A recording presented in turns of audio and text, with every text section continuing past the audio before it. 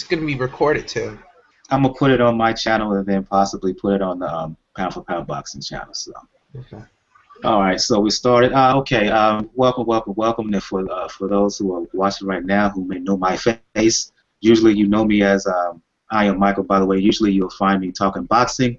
I am the host of the Pound for Pound Boxing Report, uh, podcast, blog, show, blah blah blah, etc., etc., etc. But tonight I'm doing something special here. I'm not just a boxing fan. I am a football, aka soccer fan. And we're having a dialogue, a discussion, a special hangout talking all things World Cup. Joining me tonight, we're having some special guests, having the co-host of my other show, the Pound for Pound Boxing Report, Kent. We're having friend, early guest of the Pound for Pound Boxing Report, Ms. KBC Live, Kayla, as well as frequent guest of the Pound for Pound Boxing Report, Sean Newton, joining us all the way live from Taiwan. Get this time, Sean. And friend and regular supporter of the Pound for Pound Boxing Report podcast, blog, show, Mr. Amber. How you guys doing this evening? Good, good. Peace.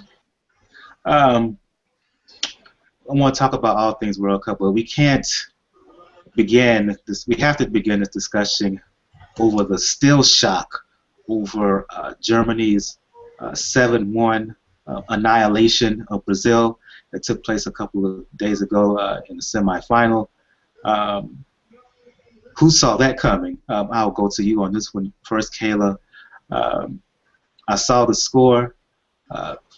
1-0, 2-0, 3-0, 4-0, 5-0 Germany within the first 30 minutes. I had to hit you up at work. You were just as surprised as I was, just surprised as everybody else was. Do you have any clue on what happened? Did you see it coming? Was Germany that good? Was Brazil that bad? Was it a little bit of both? Your assessment on the semifinal a couple of days ago between Germany and Brazil. And are you still just as shocked as I am? I'm not shocked. I'm shocked that they, in a way, that they lost in the manner they did. However, if we go back all the way to before the World Cup even happened, something like this going down does not surprise me. And I'm gonna go all the way back to when Luis Felipe Scolari picked the team for the World Cup. I'm gonna just break this down. When he picked that team, I saw all the players, and I'm like, okay, the one thing that this whole team had in common is that they were very young. Okay. We have to think about this World Cup is in Brazil. The FIFA World Cup in Brazil was only supported by 48% of Brazilians. There's 48% of Brazilians. There's millions of people in Brazil. That's less than half that actually supported this World Cup, to the point where they were so upset that they were actually rioting in the streets. Now, if we go about the nature of which FIFA went through things to put this World Cup in Brazil, they basically said, forget y'all, we're holding this World Cup here whether y'all like it or not. We're talking about Brazilian people went hungry, Brazilian people's taxes, people that are already poor in general. When you have to think about it, Brazil is probably a second world, maybe a third world country. Brazilian people were poor, they were going hungry. It was to the point where the taxes were to build these new stadiums, to upgrade the transportation for when the visitors from other countries come to the World Cup, that people were being taxed so high, it was ridiculous, and they were starting to go against this World Cup actually happening. So we're talking about from about 2010 all the way now 2014, okay? So I see this team that Luis Felipe Scolari picks, and the one thing that I have a problem with is that they're so young. For a lot of them, this was their first World Cup, but for all of them, this was their first World Cup in Brazil. We have to think about here that football in a way is like boxing. It's 50% mental, 50% physical. The physical aspect just requires you to go out there and perform. But we've seen many athletes not perform well if mentally they are elsewhere.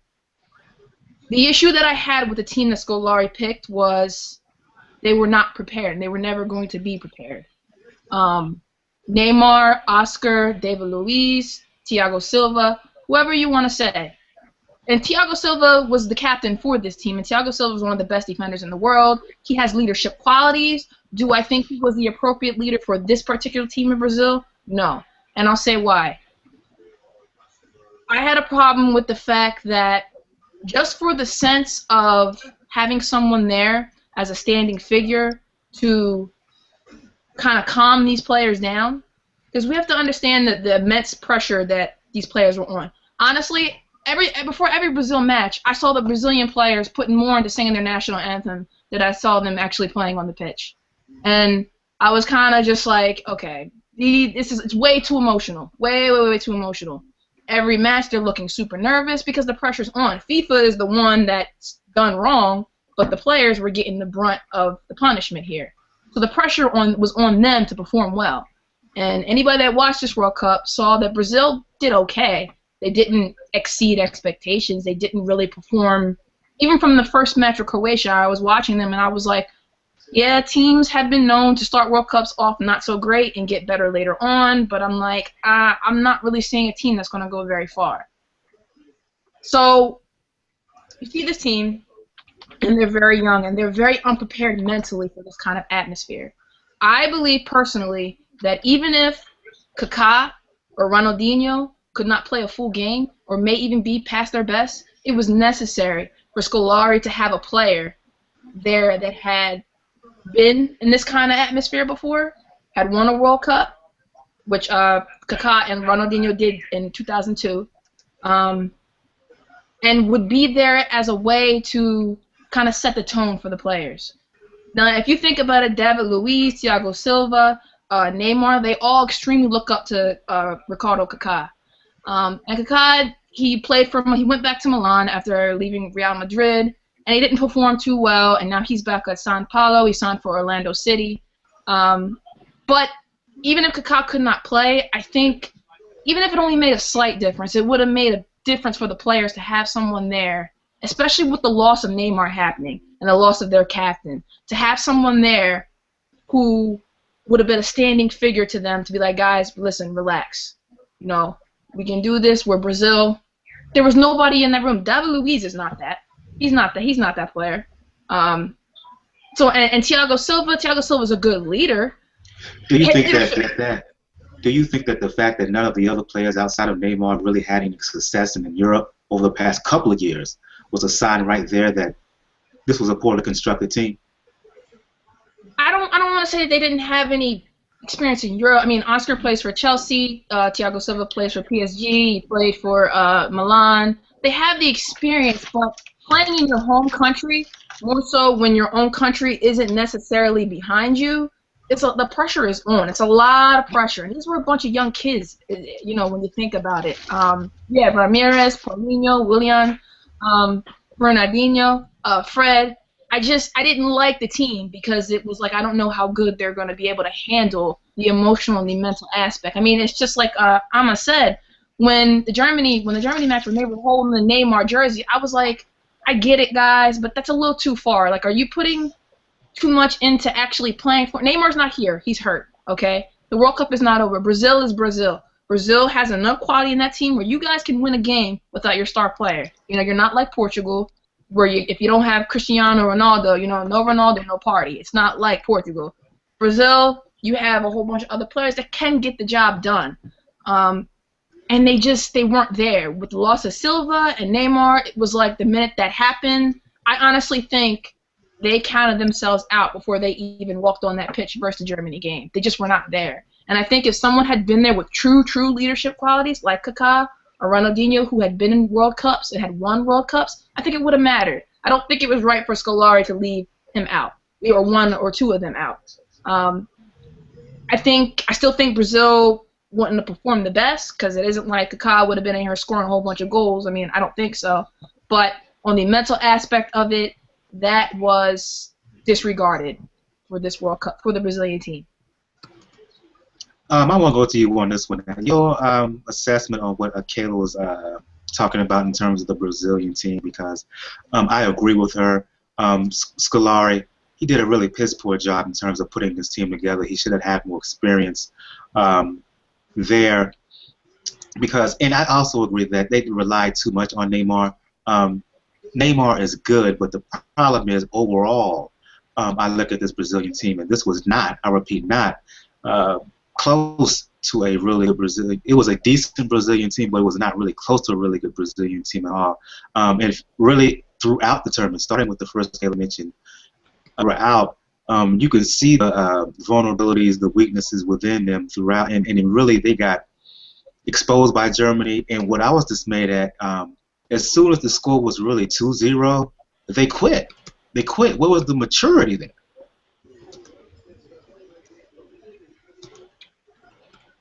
This is to you, Emma.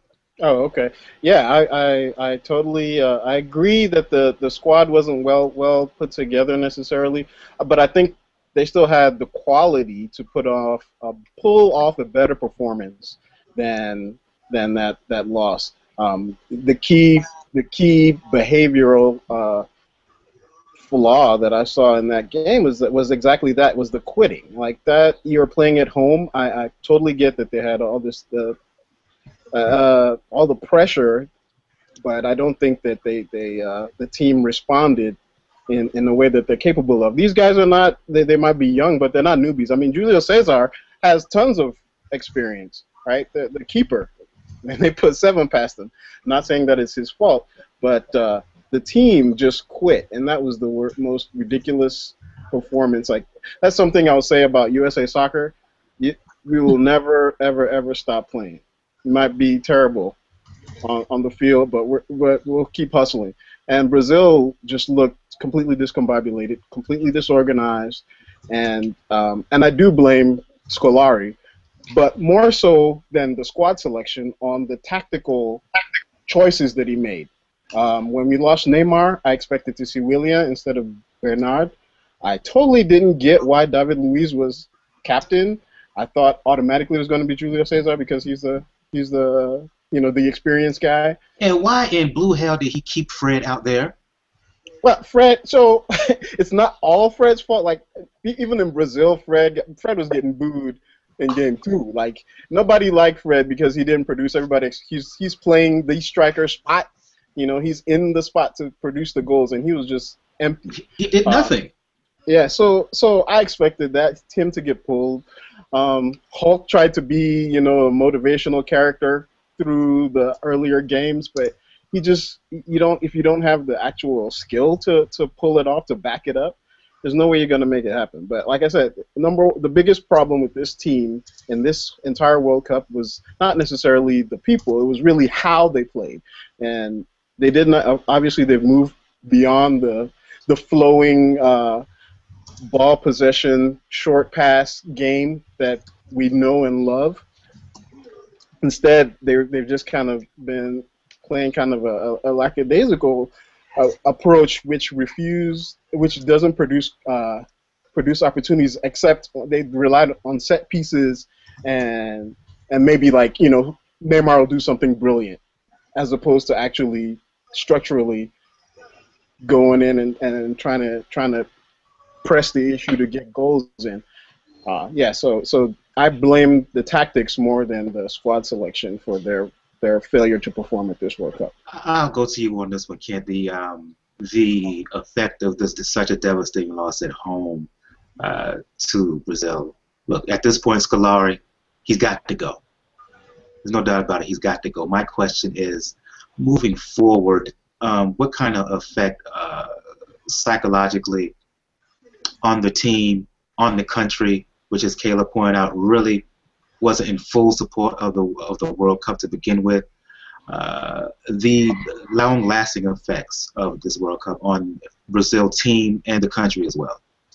I think it's going to be a long-term effect. I think this is going to be felt for a while, personally. I think when you build yourself so far up, and you already know, the country doesn't support the World Cup, and it probably doesn't support the Olympic Games.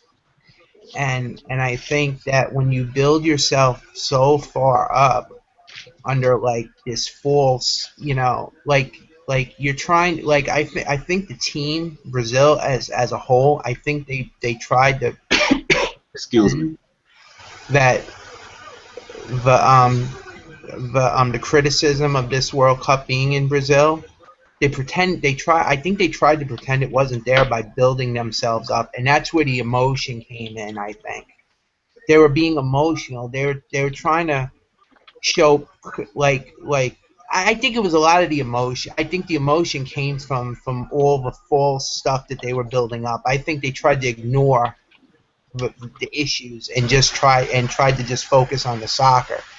But with every game, the pressure mounted more and more and more and more. And by the time they got to the Germany game, that was a mentally exhausted team. Not only did they have no Neymar and no Thiago, they had no leaders. No one was home. The lights were out. They were mentally and physically. They were more mentally exhausted than physically. They were mentally drained because the pressure was so much to justify the World Cup being here. They put pressure on themselves to win before the games even started because they wanted to justify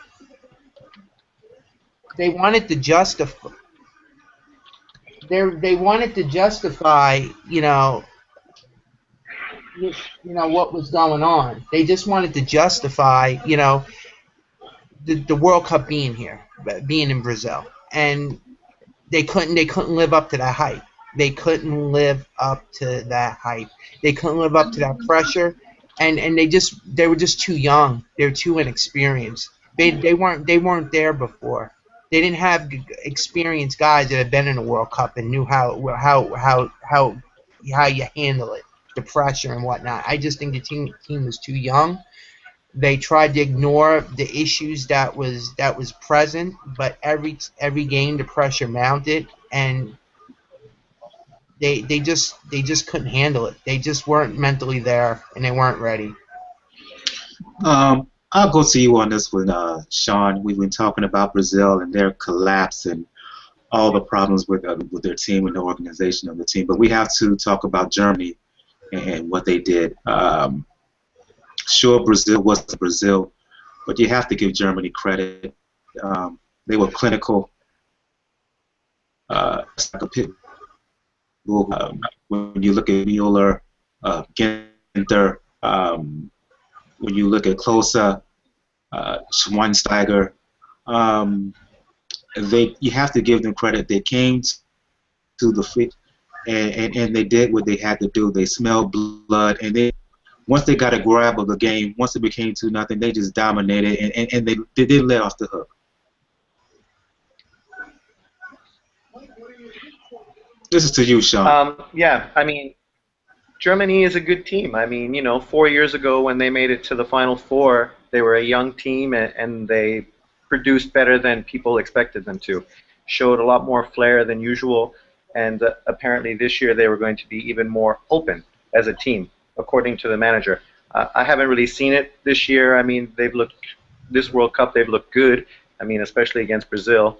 Prior to that, they looked good against Portugal. But in between, they've been pretty much the same old German team, very strong defensively, strong in the midfield, and capitalizing in front of the net when they have their chances. Close, and it's not a surprise 4 years later, 4 years more mature, that they are where they're at. I mean, and that's why Brazil has to look in the positives. This was a young team, but they don't have any quality older players at this stage. I mean, they're going through a transition as a country. All their players are playing in Europe, but they're all playing for top-level teams, and they're all young and quality players. I mean, 4 years from now, that team will be crazy, especially if they can continue to have some strength in the back. I mean, losing Silva killed them because, I mean, he was their anchor. And once they lost him, I mean, who was back there?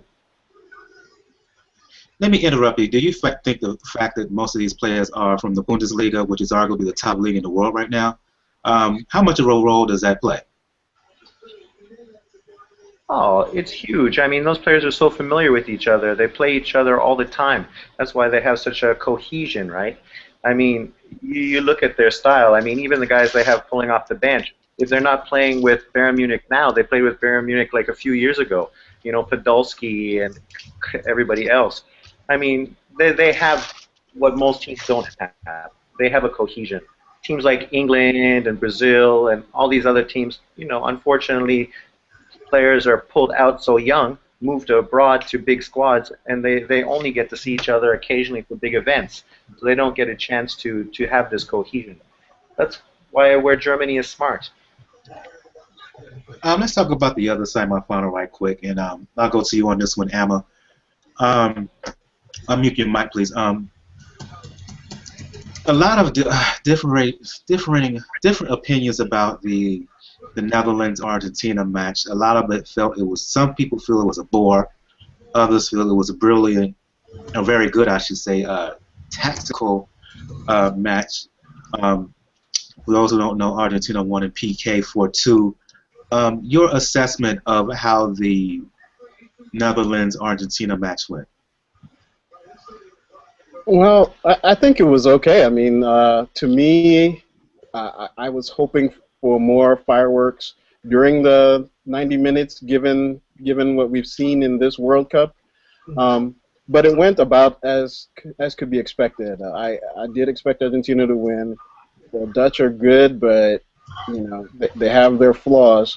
They weren't good enough to beat arguably the best player in the world. They tried really hard to contain Lionel Messi, and it sort of worked. I think that the Dutch held on. They pushed it all the way through extra time. I thought it was a good match as a soccer fan, but I was happy the Dutch didn't resort to kung fu fighting like they did in the last final against Spain. I'll ask you this question, Kayla. To the Netherlands' credit, I thought they would kind of break down and tear apart from a team unity standpoint, like they seem to always do in World Cup and European competition for the most part. I was surprised that they didn't. Comment on that. And as far as Argentina, we talked about how Brazil relied too much on Neymar. Do you think Argentina is at times too reliant on Messi? And as far as the Dutch go, the Dutch, as good as they are, they're just underachievers. They're good. They make it almost there, and then they just come crashing down. Yeah, that's the frustrating thing. They have just as much talent as anybody in the world. Yeah. I mean, they've been to about, I think 3 finals, and they've lost all 3. So there is an issue somewhere in there that has been there for a while that needs to be figured out. What that is, I don't know. They're quality. They have quality players. They always have, but they just don't. They can never pull the trigger when it comes down to it. I mean, look at what Van Persie does when Ronaldo was out. I mean, look at what Schneider does in the Bundesliga. I mean, come on. Well, Schneider plays in the Turkish league. He plays Turkish league, man. You're right. Schneider's peak period was 2010 when he was with Inter Milan. Okay, hands down, that's when he was the best midfielder in the world. Feel free to argue with me, anybody. But as far as like everybody else on that team, Robin, he played a little bit in the Premier League. I believe he played for Chelsea for a few years, and then he played for he plays for Bayern now. And Robin he's the best player on the Dutch team. I think he's one of the best players in this tournament and the best player on the Dutch team. I don't give that to Van Persie. Sorry. But the Dutch, they have good players. They have good up and coming players. Memphis Depay. They have guys that can do it, and they always have. But then they just don't. They just don't. And Argentina, you know what? Argentina, it might be like a bit of a cohesion thing, kind of like Sean said, because Argentina is a quality side.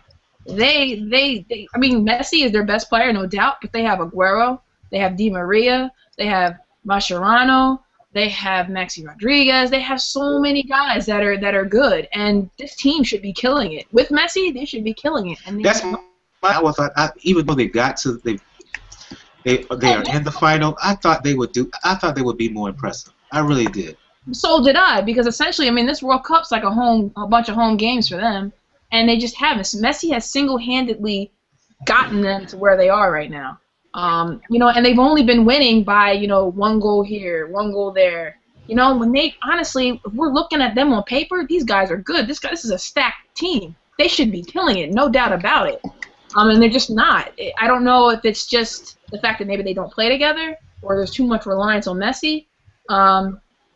It could be a bunch of all three, and I believe that if they don't win the final against Germany, it'll be because a mix of that. Messi's one man, and he's one man who can change games. But when you have such a great supporting cast like he does, it doesn't make sense for them to not be dominating. It just doesn't.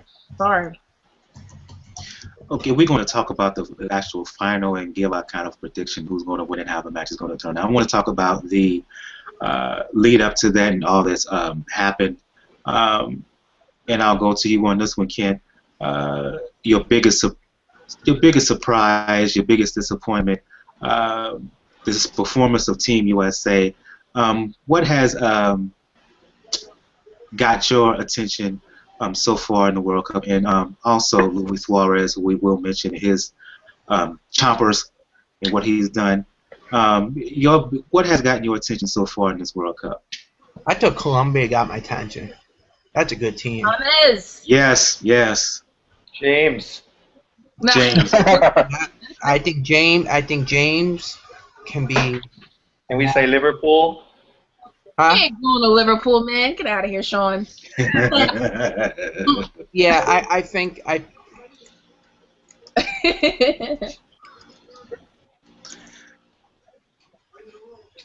Go ahead, Kent.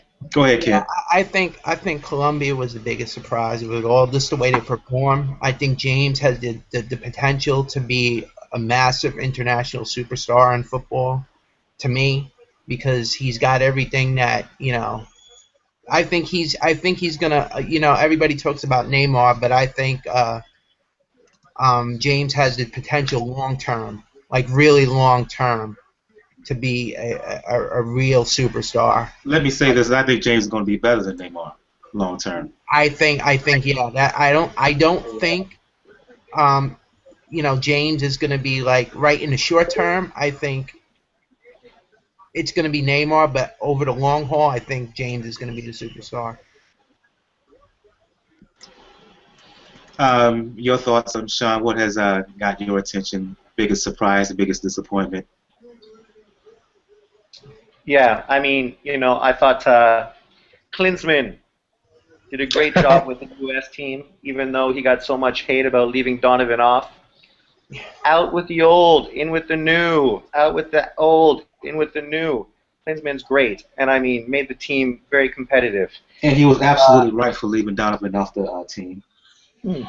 I mean, I thought James Rodriguez was excellent, a stunner.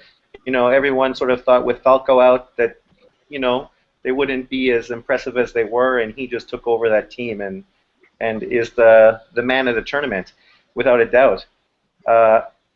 It was nice to see Messi pick it up and score goals this World Cup, whereas last one he was criticized so heavily, even though people don't understand the pressure the guy has to deal with, 3 defenders on him constantly.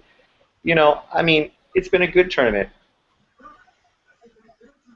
But the problem when you get to this level, defense is so important that a lot of times the games drag out. It's not so offensive and it's not so exciting to watch. But that's what happens at high-level sports. Defense wins because top teams don't want to risk making a mistake. And, like you guys were saying, you wouldn't be surprised to see Germany win 1-0 against Argentina. Because, that's possibly the kind of game it would be. Hopefully there's a few more exciting moments to make it a little more exciting than that, but I mean, that wouldn't be a surprise. Your thoughts on what's occurred so far in the World Cup, and can please somebody mention Spain's just total collapse? Spain just no striker.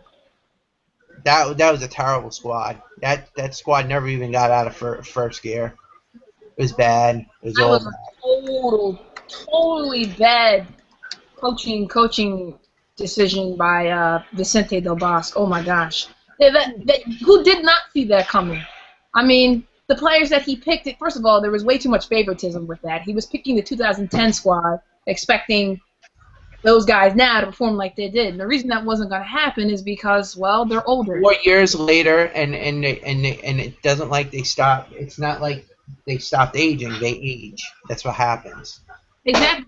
They had extremely good players that could have played. You're gonna tell me you're gonna pick Javi, who can't even play a full game for Barcelona no more, as one of your starting midfielders. You're gonna pick Casillas, who didn't play 50% of the. Where was Atletico Madrid's players? Like they weren't even there. Right. Exactly.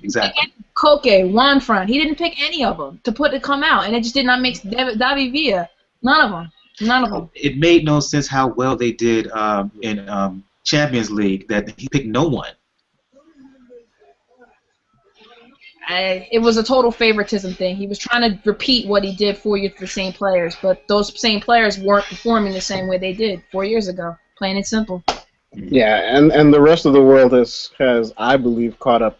I try to look at the game a little bit tactically. It's like the rest of the world has caught up a little bit to the possession football game. In fact, if you watch the African nations, this is something I watched one of the tune-up games here in St. Louis. It was Bosnia versus Cote d'Ivoire, and it just pissed me off how much Cote d'Ivoire was passing the ball back in this pointless possession football, where every counterattack would slow down and then go all the way back to the keeper. It's like everybody wants to play Barcelona ball, and actually this World Cup was a big repudiation of that style of soccer, or at least it's a sign of a transition. You won't be able to get away with it. You got to be able to be tactically nimble to react to your opponent. You can't just play keep away and expect to win games. Let's have a discussion about Team USA. Sean mentioned Klinsmann, his coaching. And anybody can chime in on this. Thoughts of Team USA. A lot of people thought they wouldn't get out of the group of death. I'll say I was one of them. They ended up getting out of the group of death. Had a chance to win the group. Had that, if it was not for that killer pass by Ronaldo, would led to that tie goal in the last 15 seconds. By Bradley giving the ball away. Absolutely. Well, he was terrible. He was terrible. He was terrible. He was terrible for Team USA. Yeah, Bradley was a letdown. I will say, because he came out. Bradley came out as probably one of the best midfielders we've had in a while, and I thought that he'd be in better form in this World Cup. A guy who plays with such pace and control on the regular, it just wasn't there. Yeah, it was unfortunate, but overall, I mean, I think USA outperformed expectations. They played with the same dedication, that grit, that hustle that I love to see in any sport, and that's kind of the American brand. They were athletic, they were strong, they were fit, regardless of the conditions. They were there to play the full 90 minutes and then some. So good squad in that regard. I think the Donovan decision was okay. However, I will note that we were just excoriating Scolari for not including experienced players, and then we're lauding Klinsmann for leaving off arguably the USA talisman, Donovan. Think Donovan should have been on the team. Yeah,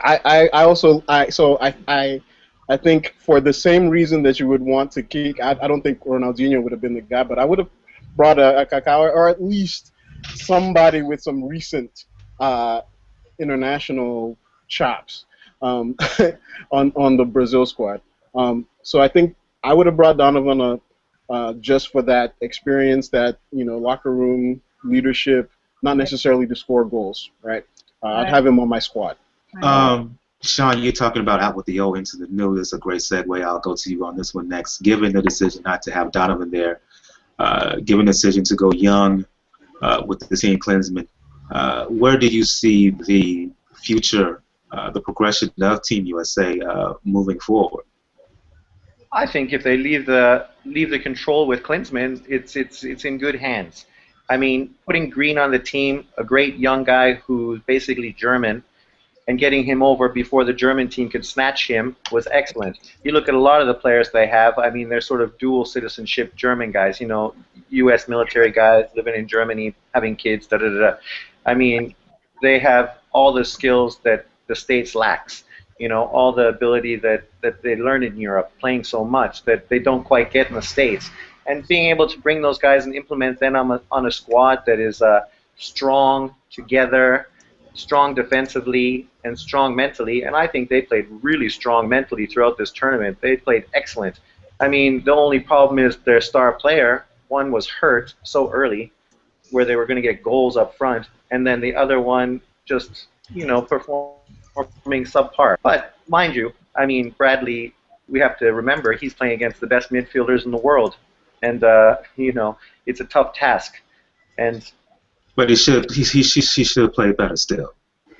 you would hope, you would hope. I mean, because they should have easily won that Portuguese game, and you know, and then afterwards, I mean, they had a hard time scoring goals, but I mean, they played tough. You know, they were a strong team mentally, and it's what a lot of teams in the tournament were lacking. They weren't. Yeah, and given Germany's destruction of Brazil, it makes that. I mean, look, I know Germany didn't play a Z game against the U.S. We all know that, but still, that should be an indicator of the progress of Team USA right now. No, so I don't take any bearing. I don't think the transitive property doesn't work for me in that regard. But when with regard to USA team, I think what they did do, like beating Ghana, that was a big deal. That was a big kind of mental, you know, monkey off your back. Big monkey off the U.S.'s back. Yeah, because Ghana eliminated them in 2006 and 2010. I was a little worried for the U.S. because they were putting so much emphasis on beating Ghana. I was like, well, do y'all realize y'all still have 2 more games to play after that? I thought but 3 points, man. Yeah, I thought they were gonna play the Ghana game and then burn out. I was really worried about that. But in the Portugal game, they after the first 10 minutes or so, they basically dominated Portugal until the very, very end. Yeah, and that was their game to win. They blew that. The U.S. completely blew that. In the last seconds, they blew that. Yeah, well, I mean, it was a perfect cross, man. I don't fault the U.S. on that one. Nah, that was a world class hell of a cross there by Ronaldo. Clear the ball and not let them attack on the counter. If he would have just cleared it forward instead of trying to overpossess it, they would have won that game. Yeah. One play. Yeah, this is what I say.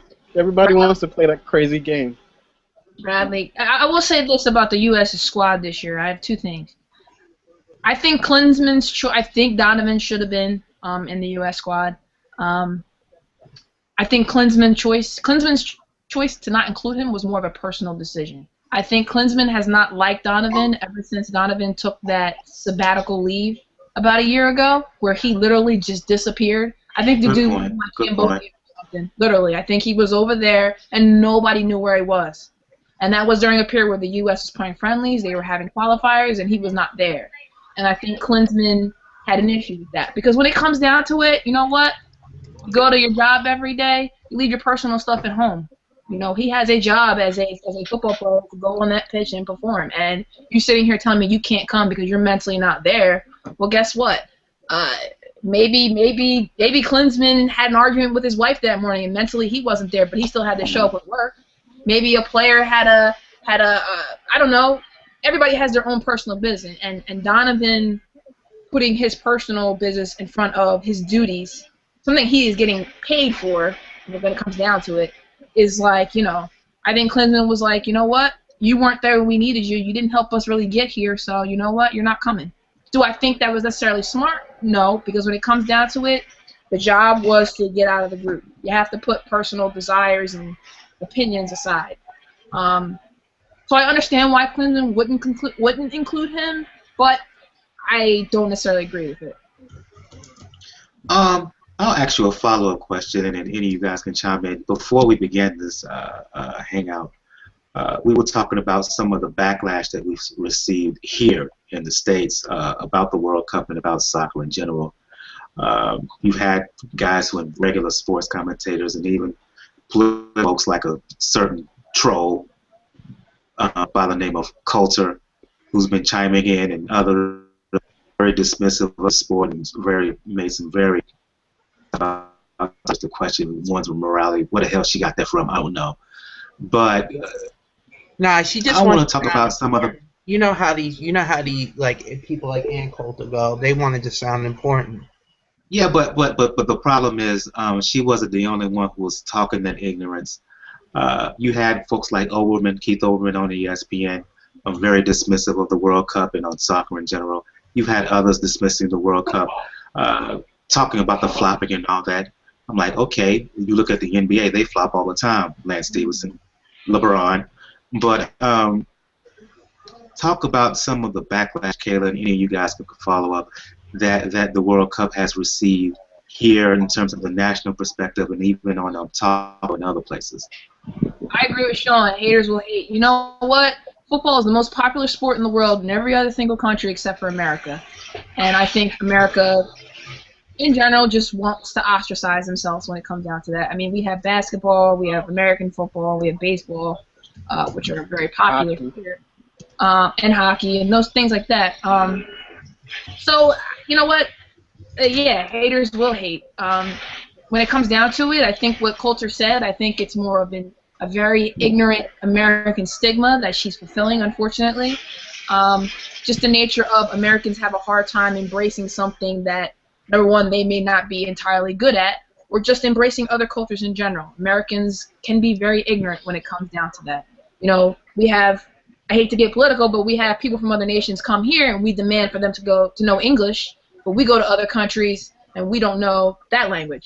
Word. You get there and, you know, the people there don't speak English, we cause an uproar. So it's just a very ignorant American stigma, very ignorant American mentality. I don't agree with it. But people like that, you just have to ignore it. It's unfortunate because, in a way, I think the mentality, one of the reasons why the American national team may never really reach the potential it could. Because as long as we have baseball and basketball and American football here as king, soccer's fourth place, essentially. So, you know, it's going to take so much catching up to do with the rest of the world, and then removing that ignorance that we already have, that I wonder if we can ever be to that level. I don't know. Go ahead. You guys, go ahead, Kayla. I'm sorry. I just want to say Americans just seem to only really be heavy soccer fans when the World Cup comes every 4 years. And then we go back to watch American football, baseball, hockey, whatever. But, you know, everywhere else in the world, that's all they do. They eat, sleep, and, you know, breathe football. So we'll see. While you guys can comment, I want to go to you on this one, Kent, right quickly. Kayla mentioned about maybe it has something to do with it. Americans are not really good at it. And that piqued my interest because I think she may have a point here. Let's face it, I'm gonna go into some boxing talk here. Just like Americans don't care about the heavyweight division because there's not an American heavyweight champion, not an American guy at the top. I think a lot of this backlash has to do with in soccer because the Team USA is not the best or one of the best right now. Your thoughts about that? Do you think it's just because it's just a general hatred of the sport, dislike of the sport, or is it there kind of nationalistic undertone that more fans here would like the sport only if America is near the top?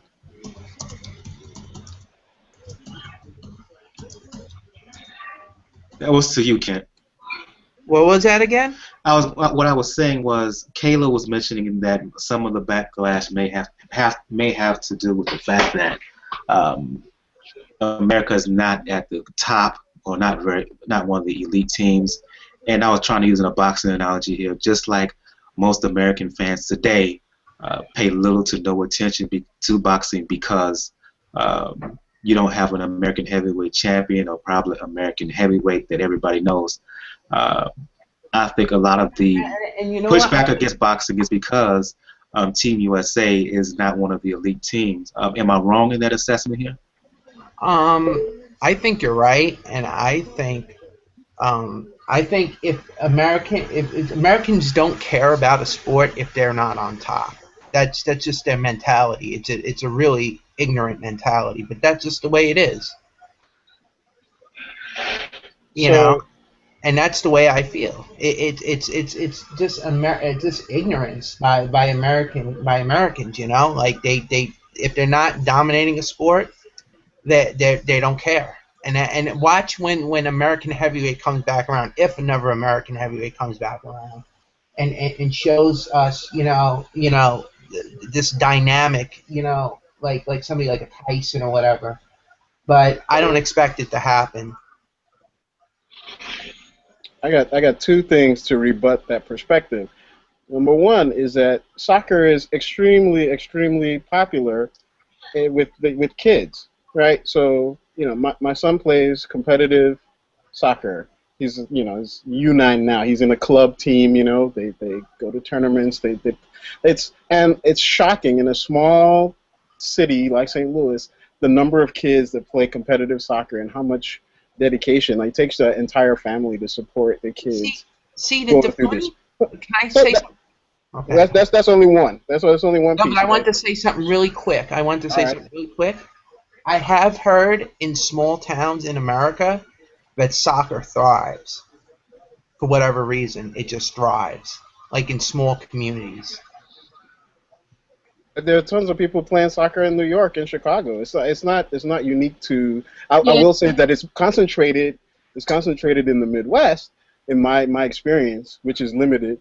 But it's organized. So what I'm saying is, it's organized soccer with actual training, with professionals training the next generation. So I feel like it's a generational thing. We give the U.S. some time.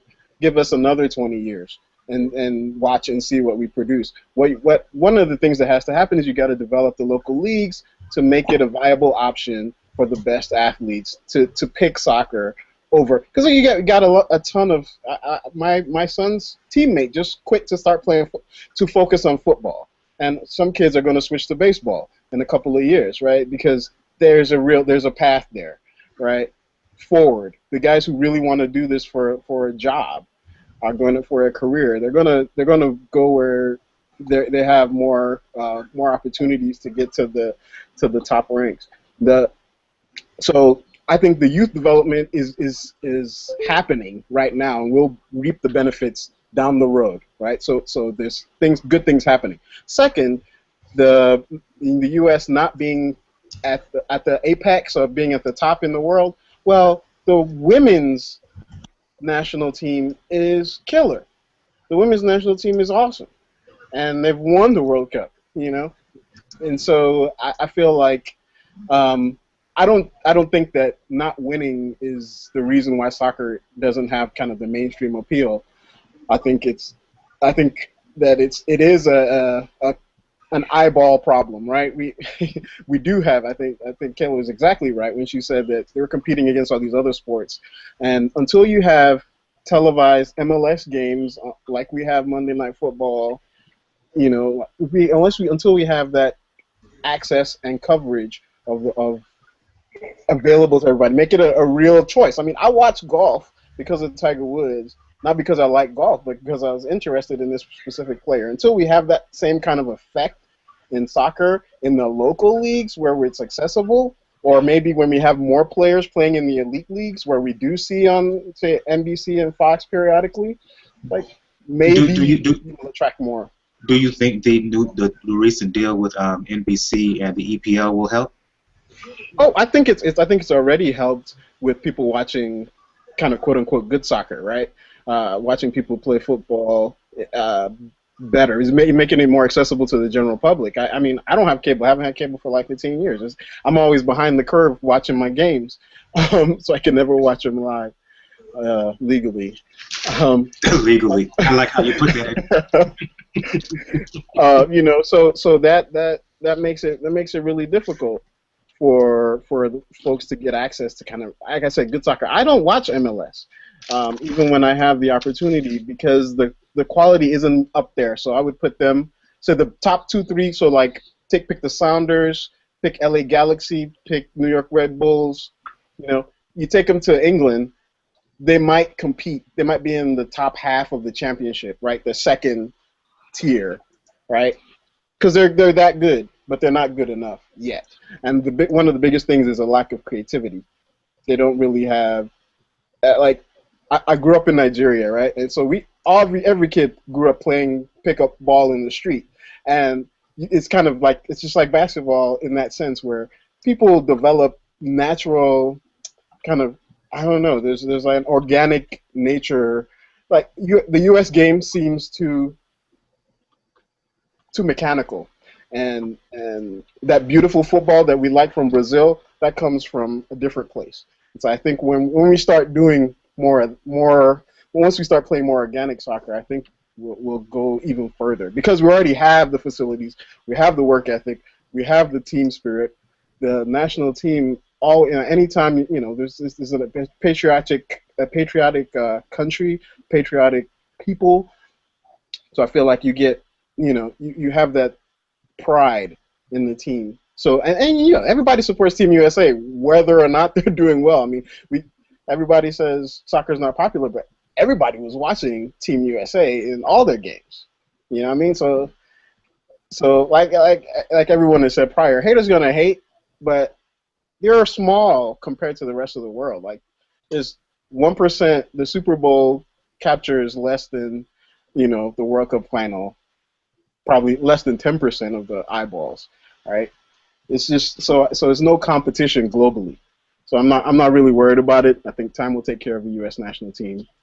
And we can't let this discussion about the World Cup go without talking about Luis Suarez and his biting incidents, chomping down on Chiellini in their match against Italy. He was banned for 4 months from all football-related activities. His appeal failed today. Now I'll go to you on this one, Kayla. Look, Suarez, he's arguably the deadliest striker in the world. He was the man in the EPL this year, 31 goals. But this is not the first, this is not the second, but the third time that he has bit a player. I don't know what I'm more upset at, the fact that he did it again at such a big stage, or his limp brain excuse that he gave in terms of the reason he bit Chiellini. Suarez has issues. There's really nothing else you can really say about it. He has mental problems.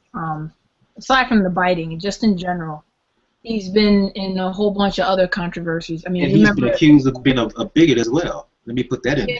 We saw what he did in the 2010 World Cup, when he blatantly just punched against Ghana, handballed the ball in the penalty box. I understand being for your country, but in terms of just being a player, like, that's just unacceptable. And he just he has no morale. He has no sense of decency. He's crazy, to be quite honest. He's gotten in trouble for racist remarks towards players, Evra, Manchester United. He's got issues. To be so good, but has issues. He's a liability now to every single team that has him, no matter how good he is.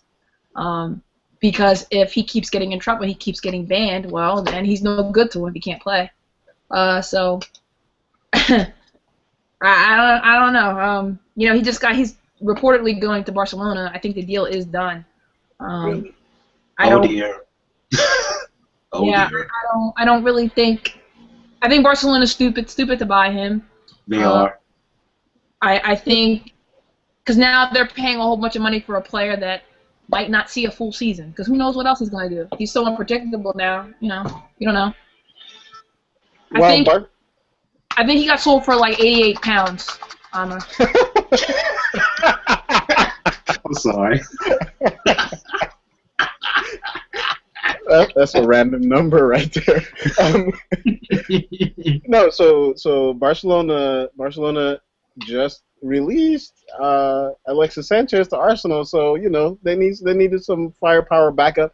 It's like they got Cesc Fabregas sitting on the bench. You know what I mean? So they're good. He can warm the bench and come in spurts. I don't think they're going to depend on him. Yeah, he does have issues. I was really surprised though that he fell apart again, because he had a strong season. This season was pretty much clean. And right? He was coming off of 2 goals against England. Man, what are you thinking?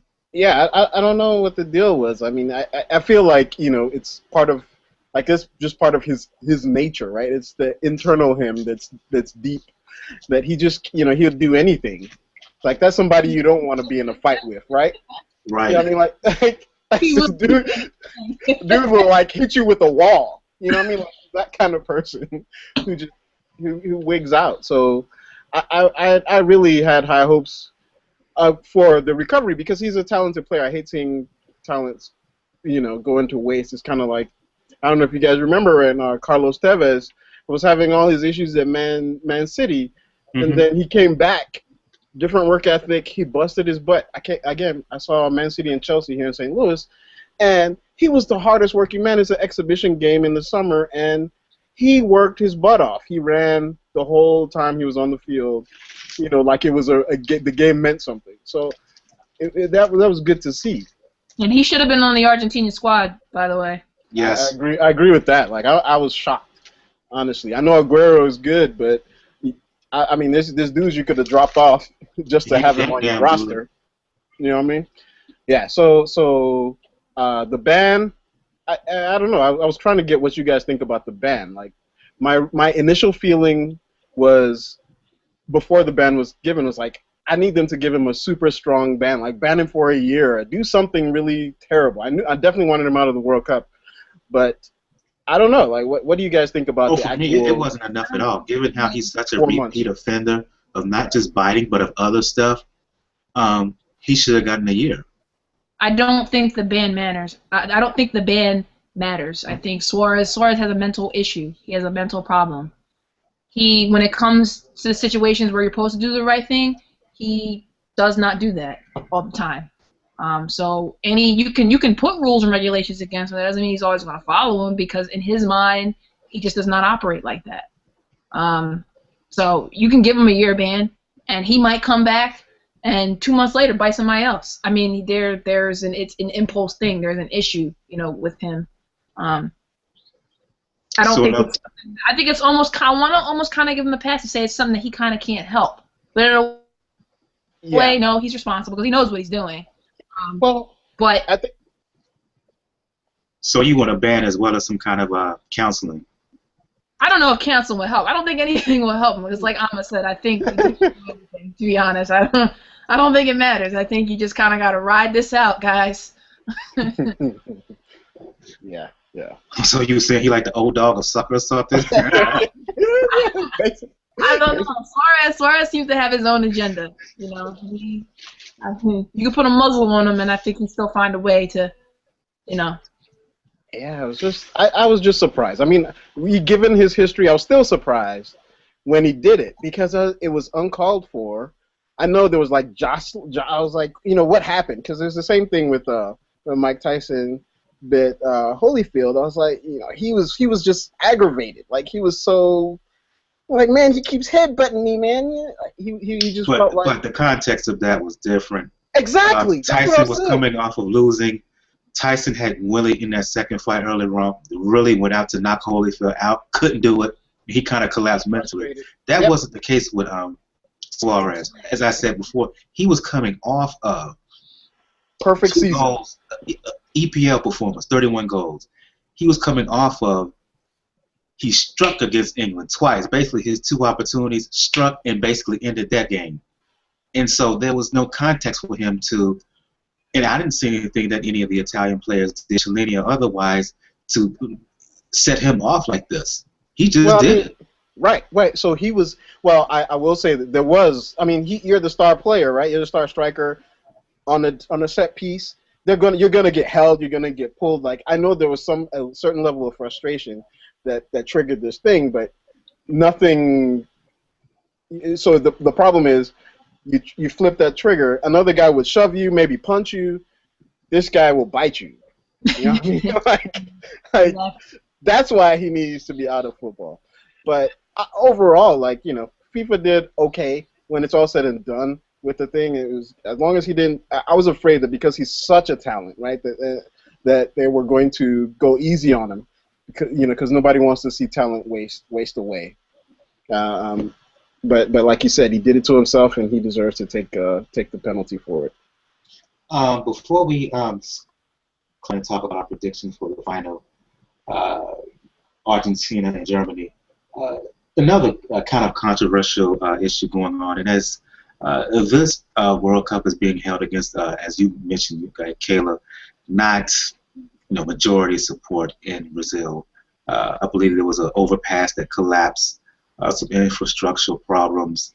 a lot of protests going on in Brazil, questioning why is it happening, why is this World Cup happening there. And either you guys can chime in. Let's talk about how the World Cup is being held against that backdrop. FIFA doesn't care. It's about the money. Well, FIFA's corrupt, basically. FIFA, they're the ones who. I mean, if you think about it, it's like Amma said, the World Cup is to the world. They can't just put it in places where the economy is booming.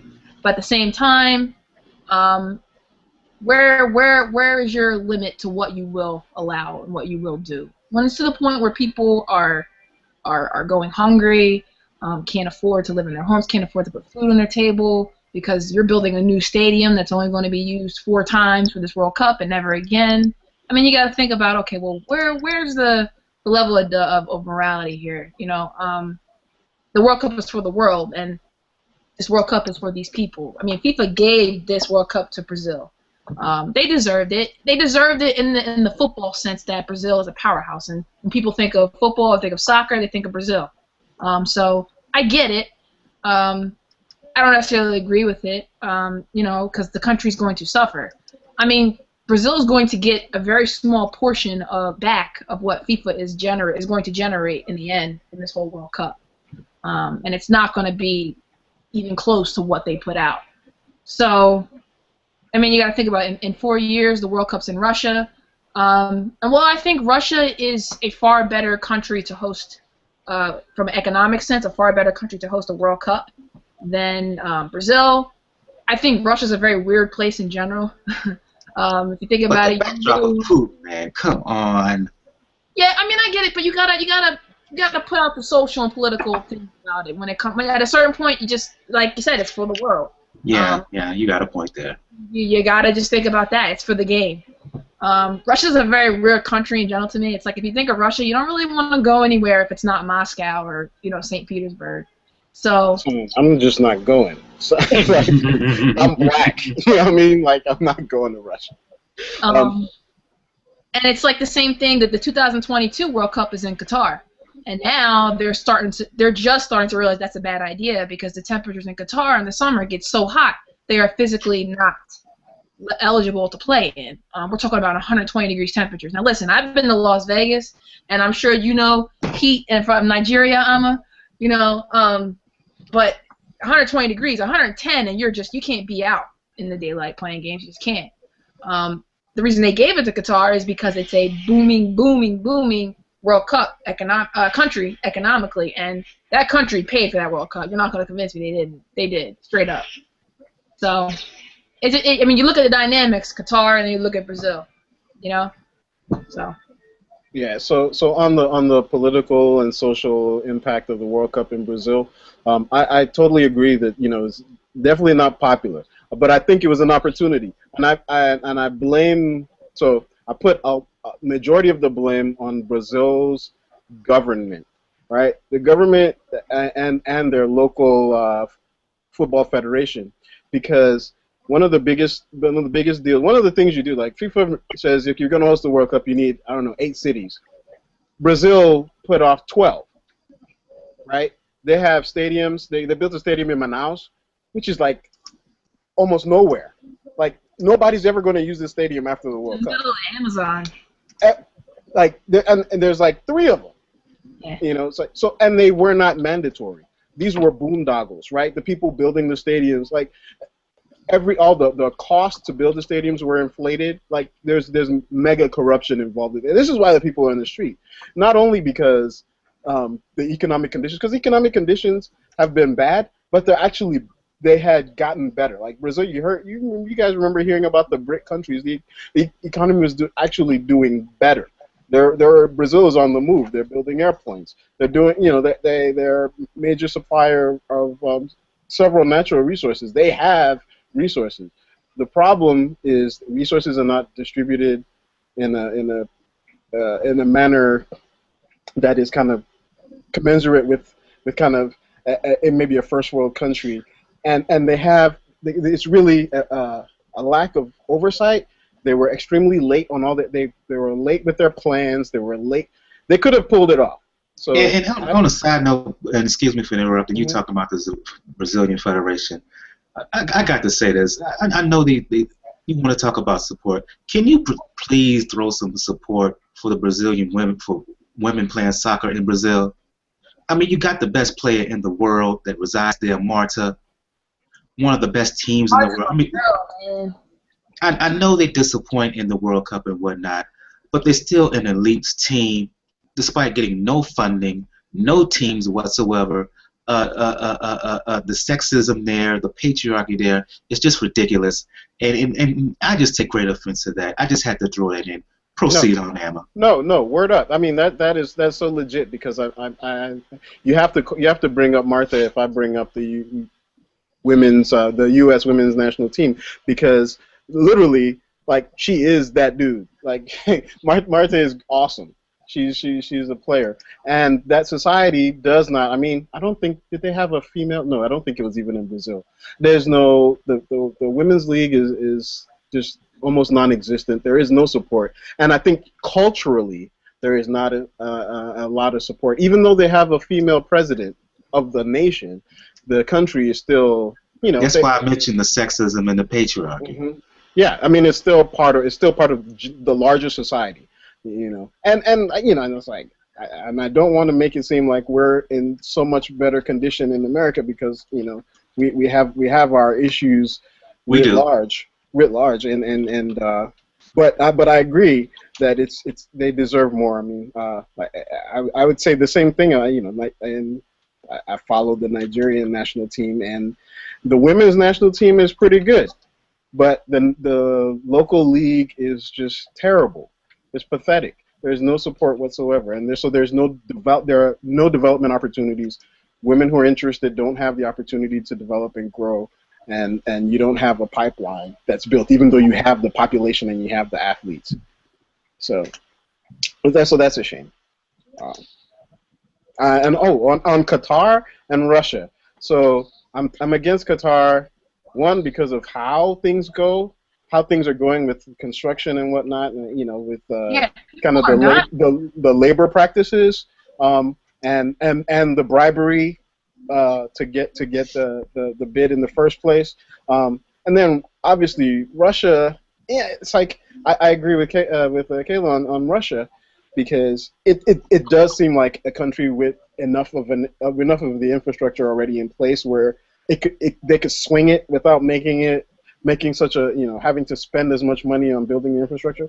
However, like, this is an opportunity. This is why it could have been good for Brazil. This is an opportunity to bolster a really terrible. If you've ever been to Brazil, you don't want to, like, it costs a whole lot of money to fly from city to city.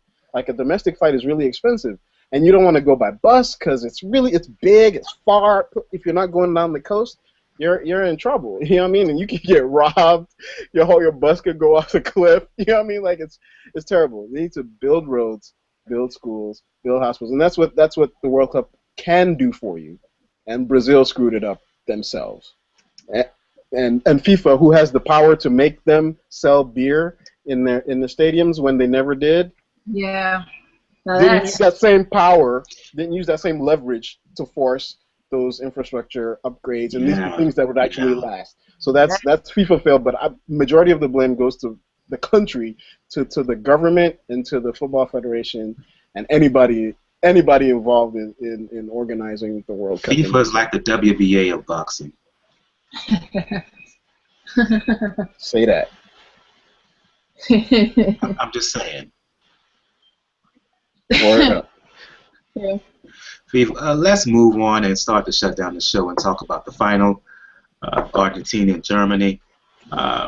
Look, based on the way Germany performed against Brazil, based on a lot of people will look at them as the favorite, and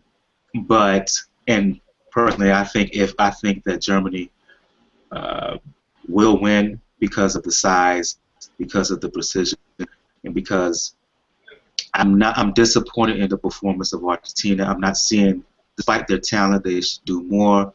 But Argentina, they could come back and win. They could win. they have the, like I said, they have the talent just as much, if not as more talent than Germany. And I'll go to you on this one, Kayla. Your assessment of the final and how things will go, and what is the key for both teams? The key, the main key, I think for Germany is to not come in here overconfident. Don't expect Argentina to fold and to be like Brazil was. You scored 7 goals to 1, great. Germany automatically has the mental edge because of that, and they have the mental edge if they just look at how Argentina has performed the whole tournament. You know, they know that this isn't a team that's been, you know, just scoring like crazy and shutting other teams down. Hasn't been like that. They have one player they know they have to keep an eye on, if anything. And if they can possibly do that, they can win the game. But we might see Germany not perform as good. They could win this game and maybe only win it by a goal. You know, anything can happen. For Argentina, it's a little late to say, but they're going to have to, you know, start holding their own. And when I say their own, I mean each player needs to understand that, you know, they're on this team too. Messi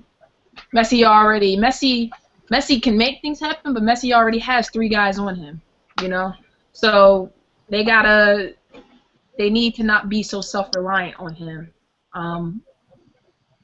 It's going to eventually, that will backfire on you, and that could happen in this final. I don't know. I think for Argentina, they need to realize that they're in it together. Messi, yeah, he can make things happen. Yeah, he can win. He's gotten them this far by himself, basically. But if they want to win, they got to start scoring some goals, period. So we'll see. I don't know. Only person that, you know, has scored is Higuain, Di Maria, and he's hurt still. Aguero is coming back from being hurt, so who knows how he's going to perform. And Messi, you know, like I said, Messi's job's already hard enough.